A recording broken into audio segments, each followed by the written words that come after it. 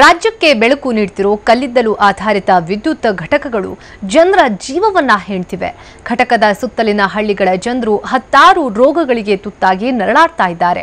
ಹೀಗಿರುವಾಗಲೇ ಹಳ್ಳಿಗಳ ಜನರ ಆರೋಗ್ಯದ ಸ್ಥಿತಿಗತಿಯ ಬಗ್ಗೆ ಸಮೀಕ್ಷೆ ನಡೆಸಬೇಕು ಅಂತ ಕೇಂದ್ರ ಪರಿಸರ ಇಲಾಖೆ ವಿಧಿಸಿದ್ದ ಷರತ್ತನ್ನ ಕರ್ನಾಟಕ ವಿದ್ಯುತ್ ನಿಗಮ ಉಲ್ಲಂಘಿಸಿರುವುದು ಇದೀಗ ಬೆಳಕಿಗೆ ಬಂದಿದೆ. ಆರೋಗ್ಯ ಸಮೀಕ್ಷೆ ನಡೆಸಿದ ಕರ್ನಾಟಕ ವಿದ್ಯುತ್ ನಿಗಮ ಕ್ಷಯ ರೋಗದ ಬೀಡಾದ ರಾಯಚೂರು ತಾಲೂಕಿನ ಹಳ್ಳಿಗಳು.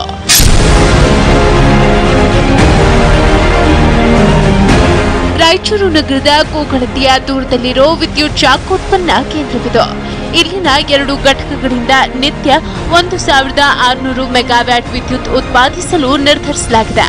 ಇದೀಗ ಪೂರ್ಣ ಪ್ರಮಾಣದ ವಿದ್ಯುತ್ ಉತ್ಪಾದನೆಗೆ ಸಿದ್ಧತೆ ನಡೆದಿದೆ. ಆದರೆ ಆರ್ಟಿಪಿಎಸ್ 40 ವರ್ಷಗಳ ಹಿಂದೆ ಆರಂಭವಾಗಿದ್ದು ಸುತ್ತಲಿನ ಹಳ್ಳಿಗಳ ಜನರ ಆರೋಗ್ಯದ ಮೇಲಾದ ಪರಿಣಾಮಗಳ ಬಗ್ಗೆ ಸಮೀಕ್ಷೆ ನಡೆಸಬೇಕಿತ್ತು.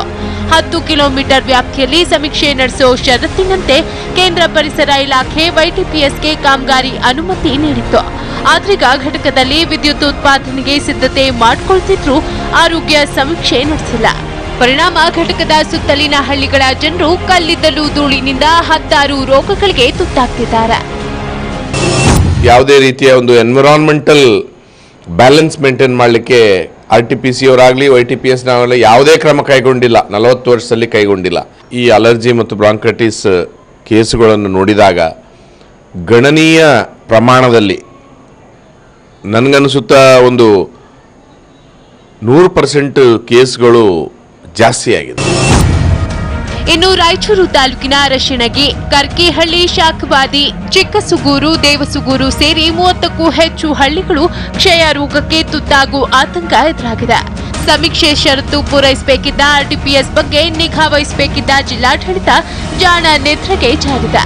ಪರಿಣಾಮ 2011ರಿಂದ 2013ರವರೆಗೂ 2545 ಜನ ಕ್ಷಯ ರೋಗ ಪೀಡಿತರಾಗಿದ್ರೆ ಆ ಪೈಕಿ 53 ಜನ ಸಾವನ್ನಪ್ಪಿದ್ದಾರೆ. ಈ ಬಗ್ಗೆ ಶಾಖೋತ್ಪನ್ನ ಅಧಿಕಾರಿಗಳನ್ನ ಕೇಳಿದ್ರೆ ಆರೋಗ್ಯ ಸಮೀಕ್ಷೆ ನಡೆಸಿರೋ ಬಗ್ಗೆ ಮಾಹಿತಿ ಇಲ್ಲ, ಪರಿಶೀಲಿಸಿ ಹೇಳಲಾಗುತ್ತೆ ಅಂತ ಸಬೂಬು ಹೇಳಿ ಜಾರಿಕೊಳ್ತಿದ್ದಾರೆ. ಆರ್ಟಿಪಿಎಸ್ ಸುತ್ತಮುತ್ತಲಿನ ರೈತರ ಬೆಳೆಗಳ ಮೇಲಾಗುತ್ತಿರೋ ದುಷ್ಪರಿಣಾಮದ ಬಗ್ಗೆ ಕೃಷಿ ವಿವಿ ಮೂಲಕ ಸಮೀಕ್ಷೆ ನಡೆಸಲಾಗಿದೆ. ಘಟಕದ ಸುತ್ತಮುತ್ತಲಿನ ಹಳ್ಳಿಗಳ ಜನರ ಆರೋಗ್ಯದ ಸ್ಥಿತಿ ಬಗ್ಗೆ ಸರ್ವೆ ಮಾಡಿರೋ ಬಗ್ಗೆ ಸ್ಪಷ್ಟ ಮಾಹಿತಿ ಇಲ್ಲ. ಇನ್ನು ಕ್ಷಯ ರೋಗದಿಂದ ಪ್ರತಿ ವರ್ಷ ಸಾವು ನೋವಿನ ಸಂಖ್ಯೆ ಹೆಚ್ಚಾಗ್ತಾನೆ ಇದೆ. ಆದರೆ ಸಂಬಂಧಪಟ್ಟ ಅಧಿಕಾರಿಗಳು ಆರೋಗ್ಯ ಸಮೀಕ್ಷೆ ನಡೆಸೋ ಬಗ್ಗೆ ನಿರ್ಲಕ್ಷ್ಯ ವಹಿಸಿದ್ದಾರೆ. ಇನ್ನಾದ್ರೂ ಎಚ್ಚೆತ್ತು ನರಕ ಯಾತನೆ ಅನುಭವಿಸ್ತಿರೋ ಜನರಿಗೆ ಮುಕ್ತಿ ದೊರಕಿಸಿಕೊಡ್ತಾರಾ ಅನ್ನೋದನ್ನ ಕಾದು ನೋಡಬೇಕಿದೆ. ಸಿದ್ದು ಬಿರಾದರ್, TV9 ರಾಯಚೂರು.